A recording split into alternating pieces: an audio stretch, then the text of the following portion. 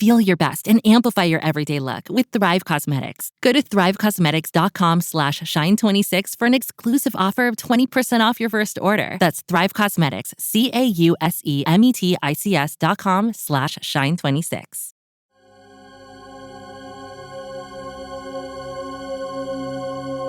Welcome to Seeing with Your Soul, a safe and sacred place to be vulnerable, to be transparent, to be authentic. I am your host, Tisha Michelle. From the deep pain and loss of my best friend Gloria, I realized she gave me the greatest gift ever, remembering my purpose in life, which is to help connect you to your authentic self, guide you to remember your purpose, and remind you that your current circumstance doesn't define who you are. Join me as we heal, align, and glow together. Hey guys, welcome back to another episode of Seeing with Your Soul with me, your host, Tisha Michelle. So you guys already know how I roll, and if you don't know how I roll, I love to kick things off with just expressing some gratitude. It's actually the way that I start my day on like a daily basis is by expressing gratitude, right? So in this present moment, I'm grateful for life and its experiences. And sometimes it could probably sound a little cheesy, but hear me out, right? So in life, we have experiences, right? And for me, the reason why I'm grateful for it is because those experiences are allowing me to truly see like what it is that I like and what it is that I dislike. And because I'm having those experiences, it's helping me to move forward in life. So it's like I really know what path I want to take. And it's like I guess like an example is like, maybe there's something that you really feel like, oh man, like I feel like obligated to take care of someone. Let's just say that, right? You feel obligated to take care of someone. You don't have to, but there's just this strong part of you where you feel obligated to. So then you kind of get a dose of like taking care of like that person. Then you're like, wait a minute, no. This actually isn't for me.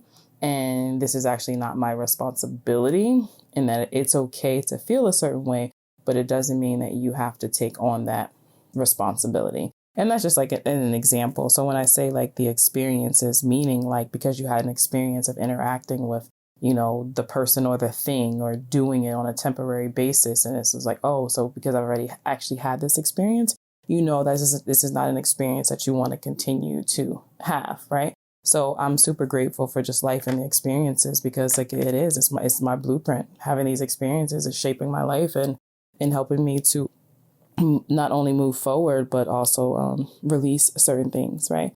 So I'm also grateful for the past week that I spent in the pool.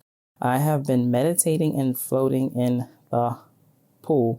So I can tell you guys, if you want to shake things up in your life, meditate while in the water. Oh my God. Super, super, super powerful, and just plain relaxing, man. So now your turn. So let's go ahead and center ourselves. Unless you are driving, always got to put that out there. Go ahead and close your eyes. So go ahead and close your eyes. And now I want you to take a deep breath. So we're just going to take a deep breath, breathing in through your nose and out through your mouth. Again, deep breath in through your nose and out through your mouth. One more time. Deep breath in through your nose and out through your mouth. Doesn't that just feel good? Getting centered. Okay, so what are you grateful for? You guys, I want you to really like dig deep, scan your life, literally scan your life. So in this present moment, what are you grateful for? Say it out loud. Say it in your head or write it down if you're journaling or whatever. Just express that gratitude. Put all of that out to the universe and watch how the universe continues to bless your life, right? Okay. So last month, I had the pleasure of being interviewed on the Soul Lift by Enlightened podcast. And I can tell you, when embarking on like your spiritual journey, most people, and I'm talking about myself as well, don't have a lot of people that they can have conversations with when it talking about like angels and manifesting and spirituality and like our ancestors and the gods and goddesses and guardians and just all aspects of spirituality and how it connects to motherhood and how it connects to our life. So it was like, what's that saying? Like a breath of fresh air. So it was like a breath of fresh air when I was having the conversation and being interviewed on Soul Lift, because I was free. Not to say that I'm free. I'm not free to have conversations, but when you can like talk about something and people like totally get it, like they understand it, just feels good, because there's no sense of judgment and you don't have to be like, oh my gosh, is somebody gonna think I'm crazy or whatever the case. So it was really dope having that conversation. So I wanted to share this conversation with you guys. So in this interview, I talked about my story, we talked about spirituality, and we talked about motherhood. So I hope you guys enjoy this. Hey everyone, it's Leena and Megan from Enlightenedhood. Welcome to Soul Lift, where we're vulnerably sharing motherhood stories that don't fit the rhetoric we've been taught to believe.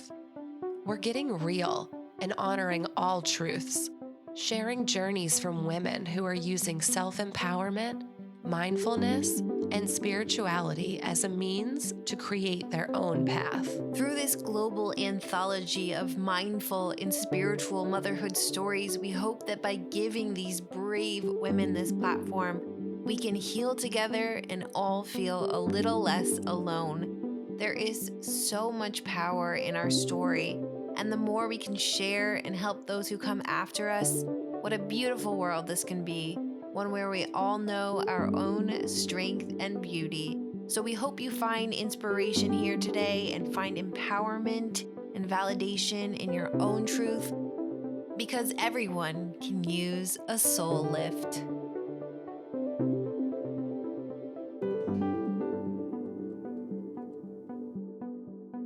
This is Tisha Michelle, and this is my story. So I know your most recent, biggest spiritual awakening happened when you lost someone. So could you tell me about that and what happened? Oh, for sure. So December 29th, 2017, my best friend Gloria. So she's my best friend of 22 years, but she is also the mother. I mean the sister of my ex-husband. So and we have 3 kids together. So she's their aunt, So it's more than just like a best friend. That's family. She went to sleep and she didn't wake up. So it wasn't like it was something that, oh, this is coming down the line where you can like that fake prepare for it. It was like, I just talked to her, you know? So of course that was devastating. I'd say to even say it rocked my world is just like, I can't really put any words to it. So, I was still struggling with just trying to understand like, how could this like really happen? And because there's a part of you that believes that we just grow old and then we die, which is a story that was made up because we know that's not the case. We know some people will have like miscarriages, right? So it's not promised, but yet they still didn't understand it. And after the funeral, I remember I kind of just shut off from everyone, and I'm the person that everybody goes to for everything, right? And I remember when I first found out, I'm sorry, I'm gonna back up. When I first found out what happened, like my kids were having a breakdown and there was nothing that I could do for them. Like I couldn't console them. I couldn't say it's going to be okay. I had nothing. And for anyone that actually knows me, it's like I have the answers to everything, right? And I'm able to just help so many people, but I couldn't even help like my kids because I didn't understand it. So after the funeral, um, somehow I was home by myself. I was home by myself and I went into the closet to get something up at the top. And when I went to, I think I was looking for some scissors or something, and I ended up grabbing the program. The program was up there. I had one that was already placed on the stand, but I had an extra. And I grabbed that. And of course, I just start crying. I'm sitting in the closet, right? I'm not talking to anybody on the phone. No one's there, and I'm on the floor, and I'm talking about bawling my eyes out, like can't breathe. And I just kept saying, there has to be more to life than this. There has to be, because if there isn't, I don't want to be here. So I'm not gonna say I was suicidal, but at the same time, it was like, if there's no purpose, there's no point. I don't want to be here. And I didn't realize it until I fast forwarded that in that moment, I was forced to go within. So again, there was no one home and I wasn't talking to anybody on the phone because people would have things to say and not to judge them, but they would be like, oh, God just needed another angel. And I'm like, okay, so what you're saying is that higher power is selfish. Okay, bet, I got you. You're like, I don't want to hear that nonsense, right? That was nonsense to me. So I just wasn't talking to anybody. And I was forced to go within and I just kept saying, there has to be more to life than this. There has to be more to life than this. And whoever I was talking to, I'm not going to even say that I was praying. I was just talking. I was just talking. And I started to get my answer. I started to get my answer that there absolutely is more to life than this. And you talk about the, earlier we were talking about the rabbit hole, right? I want to say it was probably a couple of days after that breakdown that I had in the closet. And back it up in the closet. And when I was in the closet, I also had a selfish moment. So before my best friend had passed away, I went to her about it was a personal situation. It was something I was battling and she helped me with it. But there was a part two to it. And when I was crying, I was like, what am I supposed to do now? I don't talk to anybody. I don't tell people my business. Like, what am I supposed to do now? You're not here. Like, I don't know what to do. And fast forward a couple days later, her sister called me and was like, hey, I want to let you know that I talked to this psychic. And she already believes in all that woo-woo and they call her a witch and all that stuff. So it wasn't shocking that she said that. But she was like, man, she was so valid. Everything that she was saying, and there's no possible way that she could know these things and all this stuff. So I was like, give me her number. I was like, give me her number. So she sends me the number and I was like, how much does she charge? She's like, I don't know. It was because her aunt had paid for it for her, right? And I was like, I don't even care how much she charged. I'm going to figure it out. I'm going to figure it out. And just a quick little back thing, like, I don't believe in any of that. I didn't believe in any of the woo-woo and talking to the dead or any of that stuff, even though I grew up in that family, like with my mom and like my grandmother, very heavily into, like spirits and stuff. But I was always afraid of it. So I just didn't believe. I just shut it down. Now I know it's because past lives, I was killed for healing and doing that. So in this incarnation, I shut that down. So, but I wanted to hear something so bad from my best friend that I stepped into the unknown. I was like, I don't care. I'm gonna face these fears and I'm gonna go because I needed to hear something so bad. And I ended up booking like a session. Like she called me back and she just so happened it was like 2 days from then she said I can talk to you. It was on a Sunday, and I was like, bet. Still, then she tells me the price. I'm like, how am I gonna pay for this?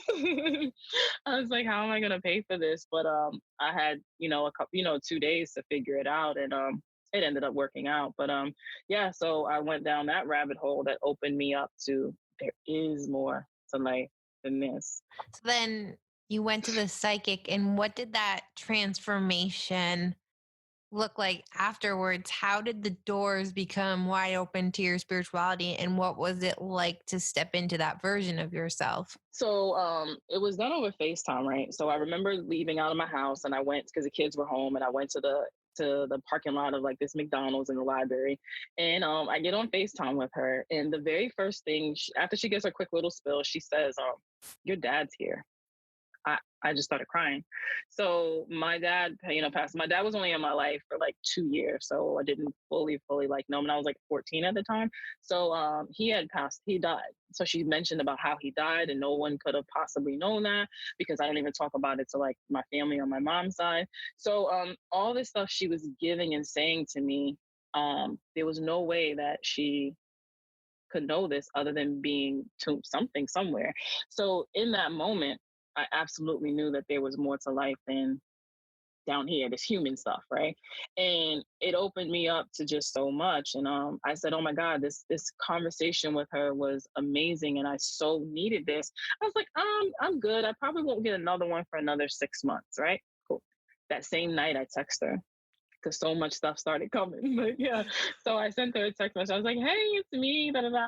And I said, hey, one of the things that she said to me, she was like, you have this gift. She's like, you can do this. I was like, do what? She's like, you can tune into people's energy and, the medium and all this stuff. And I was like, what? So I was like, okay. So she kind of guided me. And when she guided me, everything just opened up and everything around me and life just looked different.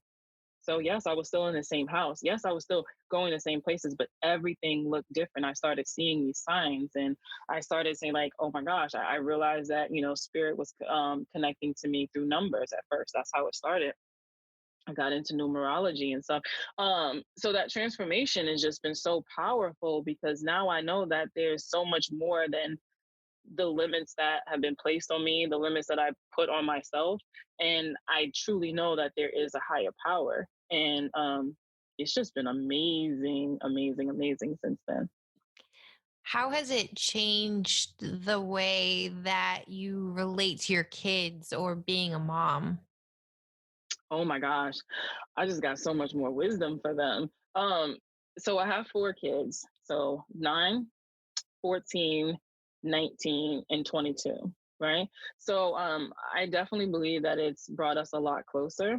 And I say that because they gosh, we've experienced so much stuff together now. Like our conversations have shifted, so there's not like that much of like that fear, right? Or they're even more opening to like just be yourself. Like with my daughter, I'm like, I don't care.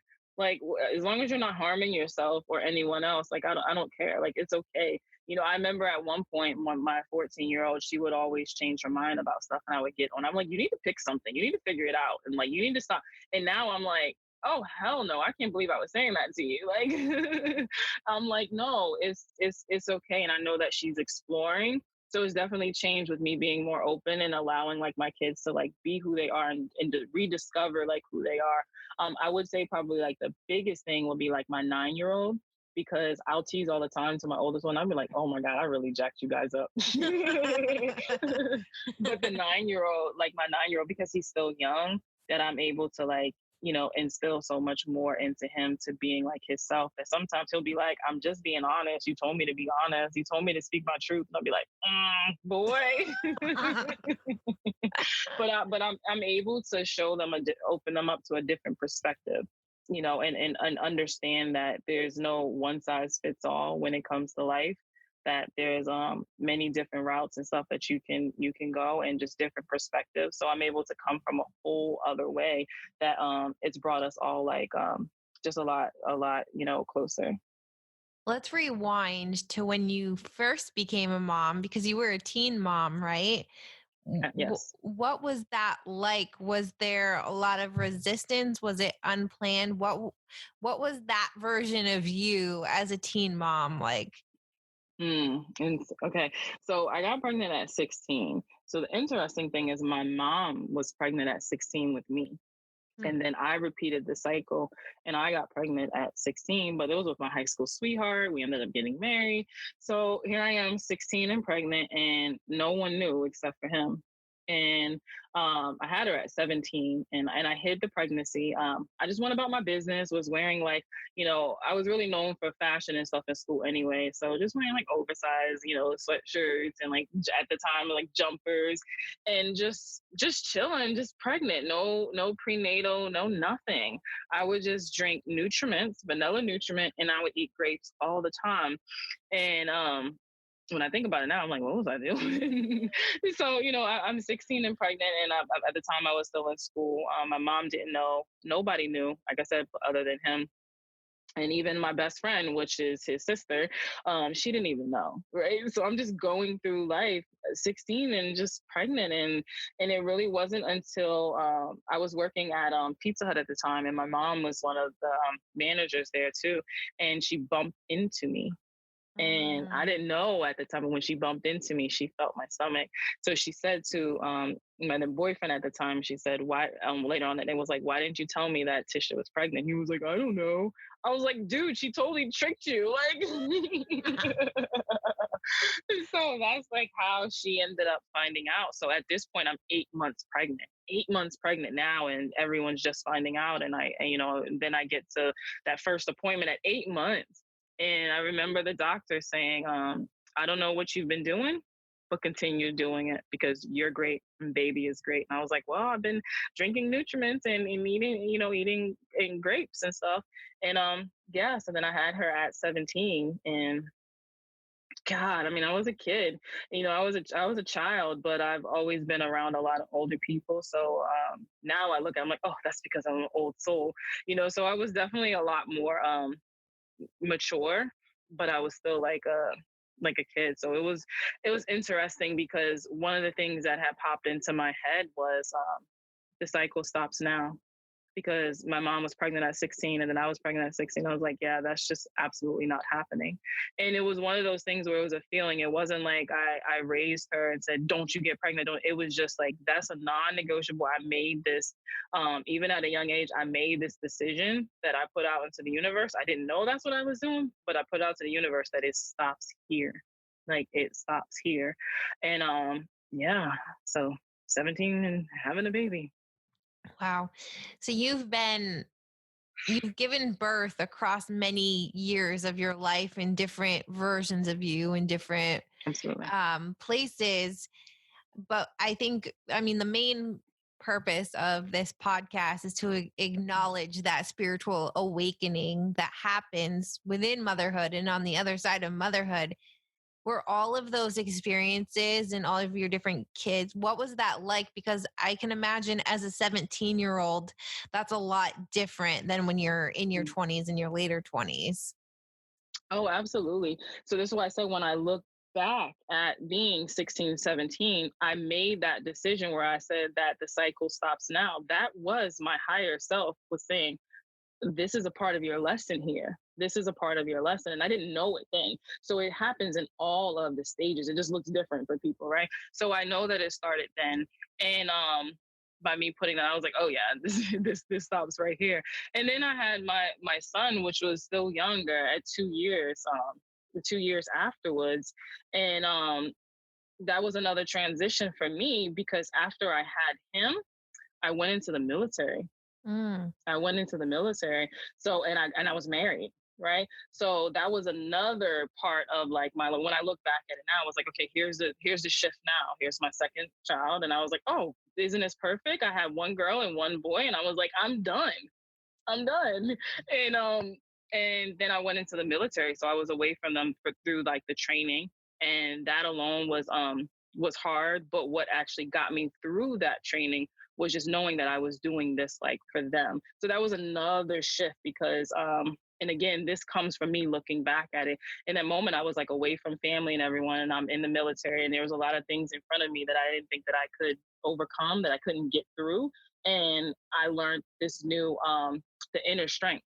So there was my spirituality. There was my going through that was like, okay, yeah, you're a lot stronger than these limits that you're putting on yourself. Like you could do this, right? And there wasn't no cheerleader or anybody to like hype me up. It was just me. So that was that transition, right? And then my third child, which is crazy, we ended up getting a divorce, right? So we got a divorce, but we had her after we got a divorce. I said, "Oh, spirit God, you funny. You real funny with this." But I see it was like that soul contract between me and him was over, but I still needed to have my third child with him. Like that's literally all that came out of that. And I was like, okay, so there's a higher purpose for her to be here from me and him. So then there was that, that transition. And then my last son is that's not by my ex-husband. That was another shift. And I know because there's big things to come with all of my children. And I remember I'm getting my tubes tied. And I went to go get my tubes tied. This is after the third child. And I get to the hospital, have the appointment. And you know how they come and get like the anesthesiologist, and my blood pressure was sky high. And they was like, "Are you nervous?" And I'm like, "No." They was like, "You didn't think so?" I'm laughing and talking to them, having a good time. They were like, "Your pressure's high." And I'm like, "I'm perfectly fine. Nothing's wrong with me." And as I'm laying there, the anesthesiologist was like, "I can't do this." He said, "We have to stop this. I cannot safely have her go under with her pressure this high." So I was like, "What? I can't get my tubes tied?" Oh my gosh. A month later is when I had my son. I got pregnant with my son. I wasn't meant to. Like I wasn't meant to get my tubes tied because I had to have my youngest one who was just he's so spiritually in tune and just his own like, person. So really just like what I'm saying all that to say is that when we're bringing in another life, it is a high form of your your spirituality, whatever your spirituality is, however it is that you connect, it's super powerful and it looks different in every aspect. So sometimes when you're going through something, being pregnant or even going to get like your tubes tied or even going in postpartum, like it's still a beautiful thing, even though in the middle of it, it doesn't feel like it. But there's something, there's this shift and there's calling you to, whether it's to surrender or look at, as an invitation to, go within and really see where's the message, where's the lesson, like what is coming about into that experience. So in the middle of it, some of it looked like a mess, and I was like, upset that I couldn't get my tubes tied. But now when I think about it, I'm like, oh my gosh, I couldn't imagine life without my youngest. But he, for whatever reason, he needed to be here, and I needed to be his mom, and his dad needed to be his dad. And that was another whole shift of me looking at how God, the universe, has always been with me in every single thing. And the biggest things were, the birth of my children. I know for many of us, having that kind of awareness and acceptance is kind of a hindsight, looking back on it and realizing that all of these things had to happen. So, what advice would you give to a mom who is stepping into her spirituality and coming to terms with pregnancy, postpartum, birth, motherhood, and having to heal that and recognize the gifts and the power? What advice would you give for that processing of all of it? One, I would definitely say come to terms with there's no such thing as coincidence, or that everything that happens in our life is meaningful, is purposeful. And you may not know what it is in that moment, but just know that it's meaningful and it's purposeful, right? And then it's also whatever you're going through, take a little bit of time out to go within. And I've had people who say, well, what does that even mean? Like, go within, just be with yourself. Be with yourself and your feelings. So even if you're feeling wonky, you're feeling depressed, or you're feeling like you're crazy, just have a conversation with yourself and feel it. Feel it. They're your feelings and they're your emotions. So sit with them and then just say, why do I feel like this? Why am I feeling like this? And you'll get the answer. You'll definitely get the answer, whether you get it in that a memory will pop in your head, or you'll just feel something, or someone will say something on TV that kind of just resonates with you. But this is where you're getting like these answers of quote unquote why, right? And then also I would just say one of the hardest things to do is surrender. It's just coming to that place of surrender. And when I say surrender, like stop pushing against the water. Whenever we're feeling I don't even really know, like we're feeling crazy, or we're feeling sad, or we're depressed or something, like what are you holding on to? What is it that you're holding on to? Versus coming to that place of just saying, you know what? God, the universe, anybody out here that wants to listen to me, like I'm good. I'm gonna surrender. I'm gonna let you do your thing. And that's is where things start to get a little more clear. Because for one, you don't have all of that pressure on you that makes you feel like you have to figure it out. You have to be the perfect mom, and everything has to be perfect. And it's like, no, it looks different for everyone. So you discovered all these gifts, you're stepping into that power. As your life started to change, did you find resistance from other people in your life becoming that more spiritual version of you? So it's so interesting, and I don't know if this is to come, but um I haven't, which was like, I'm like, wait a minute, I hear like it's a lonely path, and stuff like that, but I really haven't had too much of that. But what I did realize was that I've built a good reputation for myself, that a lot of people who don't quote unquote believe in that or look that other way, because I'm saying it, they're like, oh, it must be true. And I was Mm. like, oh, okay. So before I walked into my gifts and started doing my own readings and sessions with people, I was sending everybody, her name is Jessica, who was the one that was in my reading. I was sending everybody there. And people were literally saying, like, give me her number. Oh, if you're saying this, then I know this has to be true. And I was like, oh, y'all rock with me like that. Okay. That's that's cool. But yeah, so I didn't have really too much of resistance. I did have some people that I know, like on social media, like unfollow me, and a couple of them that I noticed, they were like Jehovah Witnesses, and I knew them because I used to study with Jehovah Witnesses.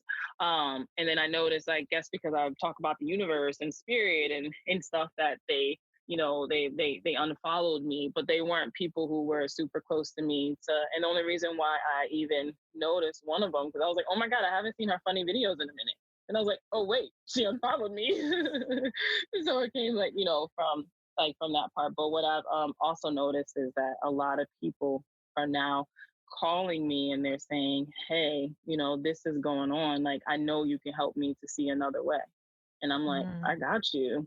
So it's beautiful, because that means that they're starting to open up to understanding that it's not a one size fits all, and that they're in their own way. And I want to, see something different, especially when it comes to parenting. I've been having a lot of, like, my friends and stuff, they'll call me about something that they're going through with their child, or the way that their child is, I don't want to say behaving, but things that they're displaying and stuff. And they're like, please help me to understand this. And I think that's beautiful too, that they're wanting to, instead of just being this strict thing and saying, no, it has to be this, it has to be that to their child, they're like, hey, would help me to see something different. Yeah, I think that just goes to show too how authentically you must have been living, and then it's kind of just a no-brainer to evolve into that next version of you. Yeah, and I didn't really realize that. So I'm just like, oh, that's pretty cool. And I'm like, that's pretty cool, but so that also taught me a lot about, like, myself too, and how people viewed me. Even though the ego part of me didn't think that people even looked at it like that for me. So it's been refreshing. Okay, so then what about the resistance within? What were those self-limiting beliefs, the Ooh. ego that you had to overcome? Oh my gosh, man! When I first started having, like, my sessions doing the readings, I would hold back. I would hold back on things to say, because I didn't trust myself, and I wasn't confident in it. And I remember one particular, I held something back that, to be honest, it involved something with a child that was being done to, like, their child. And I refused to say it, because what if I'm wrong? What if I'm wrong, and it tears the family apart, and then people want to come after me for something? So I didn't say anything. I was like, no, that's not right. And I just kept my mouth shut. And then they ended up having a session with the person that I put them on to. And she said it, it came out in there. So then when they said it to me, I started crying, and I was like, I got to be honest with you. I said, I got this information intuitively a week ago. And I was just crying, and this person was just like, it's okay, like, I get it, I understand, I'm not blaming you for anything, and they, not that they knew what was going on, but they felt something, there too. So that was me resisting, like, my gift, and not accepting, like, who I am, and understanding, like, that level of power in the most humble way, because it's always for a person's highest good. So in that moment, I vowed, I said, I will never hold anything else back from anybody. Whatever it is that I get, I'm going to give it to you, and whatever you choose to do with it is what you do with it. So that was probably the big, is just having that level of confidence. Or the other thing is, I would get off the phone with someone, and I would literally be like, I totally made that up. Everything I said, I totally made that up. But again, that was the confidence. I think one of the biggest things that when we start to tune in and listen and trust and surrender is exactly what you said, of that idea of the ego, and that, or even when we're meditating and we see something that, oh, I just like, that's just my imagination and I totally made that up. So what advice would you give to a woman who is starting a spiritual practice and needs that confidence boost to trust that it's not just her imagination? I definitely would say, when you look at it, we operate off of two things. We operate from love, or we operate from fear. So when our ego is talking to us, it's coming from fear. It's keeping like, no, you're not powerful. No, you didn't get that. And it's always a fear base. But when you start to feel something or hear something, and it's not, fear, it's not that you're afraid of anything, that's coming from a place of love, and that's when you know that you can trust it. The other thing too is, when you feel it in your stomach, that's your intuition, and when you feel it in your chest, that's your fear. So really pay more attention to, like, your body, and be in tune with your body, because our body is something that will never ever ever ever lie to us. Our body is always in tune. Our body will let us know who is right for us, who's wrong for us. If someone's saying something to us, and if it's just like, I don't know, or even just like within yourself. The other thing I would say is just understanding that our head will make up stories that our heart doesn't understand. So if you ever hear people say, "Oh, you got to come from your heart, come from your heart," like that's true. So when you start to either spiritual, practice, and you're like, "I don't know about this," or "I'm probably just making this up," and all, like, those are stories that you're starting to tell yourself. So this is when, again, like, connect within. You can even do something as put your hand on your heart and just breathe. Just breathe, because you're centering yourself, you're grounding yourself, and you're connecting back to that heart space. And just know that the things that's coming to you is coming from that place of love, and you'll know when it's fear. You'll definitely know is when you start making up all types of stuff. you know. What does your daily practice look like? Oh, so when I wake up in the morning, I lay in the bed for a little bit, and I always set my intention. Always. That's like a non-negotiable for me. I have to be very intentional with what my day is, because other than that, it'll just be haywire. So I'll set my intentions, and then I'll state something that I'm grateful for. And sometimes I go longer in the conversation with myself, or I just might be like, I'm just so grateful for everything that's in store for this day. But I always want to put that level of like of gratitude out there. And then when I get out of bed, I stretch. So it's a big thing for me to stretch. And the whole point of that is to move the energy around that's in my body, because we'll get a lot of stuck and stagnant energy into our body. So I'll stretch. And then from there, it kind of shifts on a day to day of what I do. Sometimes I'll go into my little room and I'll pull like a oracle card for the day, or sometimes after that, then I'll just go get ready, go to the bathroom, all that stuff. And then I'll go outside. Like some of the days I'm like, I have to get outside before I'm doing a session, before I'm, hopping on the phones. I need to go outside and get some sun or just some air. But the setting the intentions and the stretching and what I'm grateful for, like, those are my non-negotiables. Now that you've truly embodied the fact to be able to tune into other people's energy, is that something that you can shut off, or is it or is it a constant kind of ebb and flow? And how did you create that boundary to not constantly be affected and bombarded by everyone else's energy? Oh my gosh, that's something I still work with. So definitely in the beginning, I had a hard time shutting it off. So I would have sessions with people and I wouldn't close it. So then I'd go throughout my day. And then one time, this is probably like a year ago, I got sick. And I went to get a Reiki. I happened to go to this metaphysical store, and the guy was in there doing like, 15-minute like free Reiki sessions. And it was my first one. And in the middle of it, he said, "Do a lot of people tell you their problems?" I was like, "Oh my gosh, yes." And he said, "Honey," he said, "you are filled with so much gook." He was like, "Have you been feeling sick?" I said, "Yes," and tired. And he said, "Your energy is being drained." I was like, "Oh my gosh, that's what this is." And it was because I was holding on to everyone's stuff and I wasn't closing, I wasn't shutting it out. So after that, it opened me up to understand that whether I have a conversation with someone as a session or even just a stranger or person, to close that out and just say, this session is closed. You can leave now, meaning like the energies and the entities, and just to close that out. And especially like right now in this present moment, I'm even more sensitive. So I've been tapped into so many people's energy, not even just my clients, but just in general, that I don't even know what's mine. Mm-hmm. So the other day I literally felt like I was going crazy, because I was like, I don't know why I'm feeling this. Is this my feeling or is this someone else's? So I found myself taking more showers just to get into there, to just cleanse and just imagine that energy going down the drain, and really just keeping a lot of things closed, because yes, you can get bombarded, and I do. So I had to create some boundaries. What does spirituality mean to you? So to me, I feel like spirituality means connecting to a higher power, whatever my higher power and my higher source is. Like, that's what that is. And understanding that there's more to life than the surface stuff that you see. And that's my definition of spirituality. What would you say for any woman who says that she doesn't have time to be more mindful or spiritual, or that kind of practice isn't for her?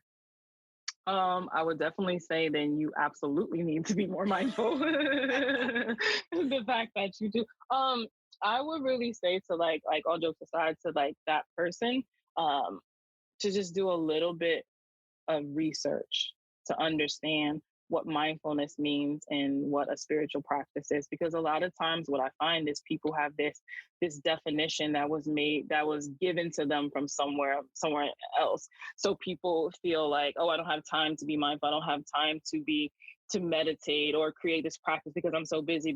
So they feel like it has to be this huge thing. But honestly, it could be 2 minutes a day. 2 minutes a day that you shut everything out. And when I say shut everything out, you just go in the bathroom, you go in your car or whatever, and then you just breathe and just bring yourself back to this present moment. And in that present moment, understanding that you're okay, like you're good. And just even taking that little 2 minutes can help shift the energy throughout your day.